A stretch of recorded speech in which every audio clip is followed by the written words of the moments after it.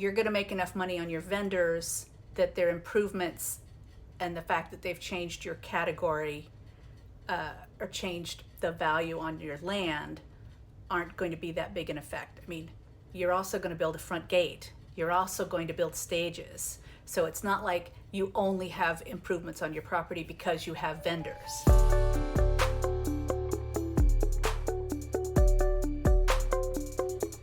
Hello, my darlings. I want to answer this question.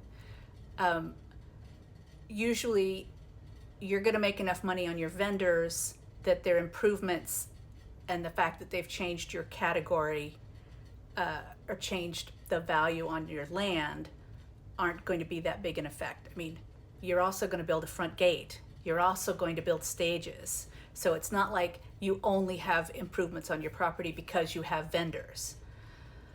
But when your vendors build, they're going to be charged to do your show. So they build their shop, yes, and they maintain their shop, yes. But then they also pay a fee to do your show, and their fees help you pay for advertising and entertainers. And their fees are usually figured out one of two ways.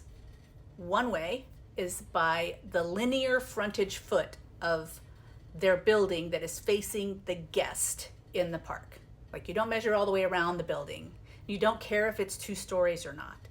But how wide is it? That's how you usually get charged, because that's how much space they're taking up of the sales space you have available to sell to vendors. So that does mean that if they're on a corner, it's more expensive because they usually get measured twice. So, but corners get more traffic, so people are willing to pay for that. So that's one structure, and that's usually for artisans, crafters. The other fee structure that's most common is a percentage charge of what their gross is. So if they are a service like body art, face painters, henna artists, hair braiders, psychic readers, those folks they'll pay a percentage of whatever their gross is as their regular fees. So those are the fees. But then there tend to be, some shows have additional contract fees and some do not. Those contract fees can be anything from electrical, like, okay, you have 20 amps, it costs this much. You have 30 amps, it costs this much. You're a food shop and you have 120 amps, it costs that much. To here's the $50 it costs for us to have somebody process your paperwork, to here's a $50 charge that is a business license to the city. And I'm going to come back around to that because that's important too. And some cities don't have that. But there are shows that have made a line item on their contract a piece of the property tax. And at the show that I know of that does it, they just kind of split it up evenly between the number of artists that are the vendors that are inside the park.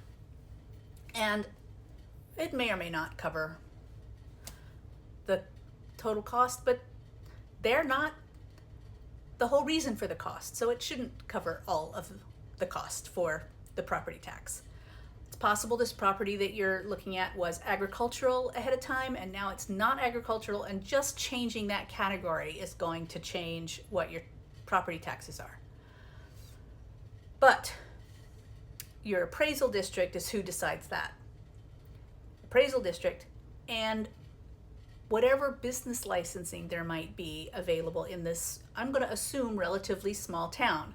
And I assume that because most festivals are built outside of major metropolises. Metropoli? I don't know. Because you want to be close enough that you can draw from that city for your traffic, but far enough that the land was cheap enough that you can gamble on this type of fantasy land. And so that usually puts you in a small township. And if you're in a small township, then helping them make money is something to make them happy with you. And you want them to be happy with you because you want them to look forward to you coming every year. And because they're going to make money on your folks being there. They're going to make more sales tax on the because the vendors will file local sales tax when they vend there and sell there. You will most likely be hiring local police officers and often hiring the local police force to help you come up with your emergency contingency plans. So everybody that you need to get an answer from, if they're also making money on you, then you're likely to get some of the answers that you're hoping for. So that's something that works. If they haven't thought of a business license, you can suggest it, because it's not coming out of the show owner's pocket, it's coming out of the vendor's pocket, and it's not uncommon. But the appraisal district, that's another conversation you're going to have. You're going to have a conversation about how much of the year you're actually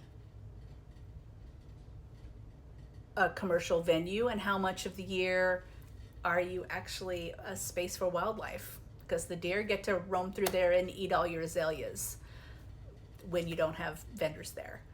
So I hope that answered it. Let me know if it didn't, and I'll get back with you. Thanks for asking.